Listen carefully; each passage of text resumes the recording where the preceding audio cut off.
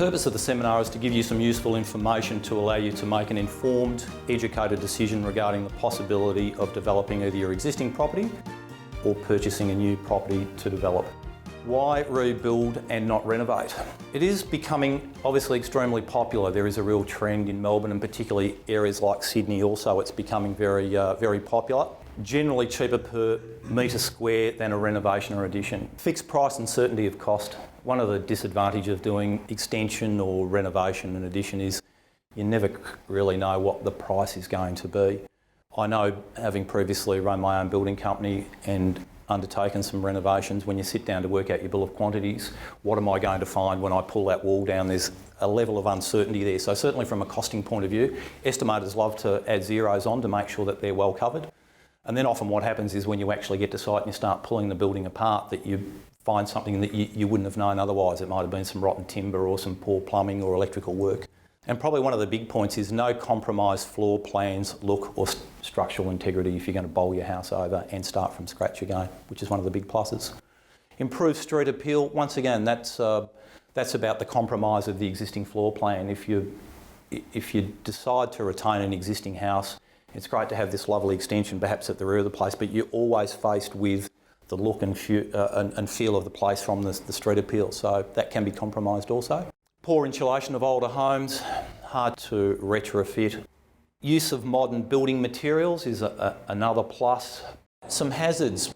Many or some of you may know that last year there were some changes to the Planning Act and the residential zones in Victoria. Minister Guy, who's the opposition leader now, was minister at the time. He was very keen to change the residential zones, and the intention was that it was to make things a lot clearer, a lot more clarity for people that are wanting to do developments. The first zone is a residential growth zone. So all the municipalities were asked by the state government to identify parts of their municipality that were suitable for residential growth zones, and they were areas that were identified generally along main roads, well serviced by public transport, schools, shopping centres and the like. The next zone is the general residential zone. So general residential is exactly that. In areas of general residential zone, councils will allow for some unit developments. There'll certainly be a height restriction. There'll be maximum 2 levels. Some 3-4 unit developments will be allowed within those areas. And then the neighbourhood residential zone. So neighbourhood residential zone is primarily residential housing. There will be an allowance. Councils will allow for some dual occupancies, but certainly if you were trying to put a permit in for a 3-unit development or 4-unit development in a neighbourhood residential zone, you'd probably be unsuccessful, I would imagine. With these zones also, local councils have then got layers that they place over the top of these zones that talk about height restrictions, percentages you can build on, etc. You need to consider obviously your front, side and rear setbacks with any property. The front setback will be determined by the setback of the adjoining properties. Some of the side setbacks you are allowed to build on part of your side boundary. Heritage overlays, just be very careful with heritage overlays. So all because it's a heritage overlay doesn't mean that you can't develop the property, but certainly if you think you're going to knock the house over and start again. I'll move on and speak a little bit about demolition costs and some of the pitfalls. Likely cost for demolition are between $12,000 and $40,000. Their asbestos may be present. Most of the houses that we live in that were built probably mid-70s, I suppose, or mid-80s are going to have some form of asbestos in it. It's nothing to be worried about as long as we don't touch it and cut it and saw it and do those things. Demolition contractors must be registered practitioners with the VBA. The same as a builder needs to be registered, as one of the directors of Comdain is as a registered builder, unlimited. A demolition contractor must be registered to do demolition works, and he needs to carry the appropriate insurances also.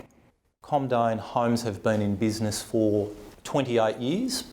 Comdain Homes is part of a large company called the Comdain Group of Companies. We are multi-award winning builders. One of the awards that I'm putting together at the moment is the HI Most Professional Builder of the Year. Now, we've won that award 5 out of the last 7 years. So we are luxury custom design builders, and we do have our own in-house design team, which we find is a real benefit against some of our competitors. When we present that design concept to you and the pricing, we're generally finding that we're within about 2 or 3% of the price. A lot of our clients are putting swimming pools in, landscaping their gardens. We're very happy to work with our clients in that regard. Some of our clients are very busy people and they say, well, I want you to just handle all of that. We're more than happy to do that. And a free SRA.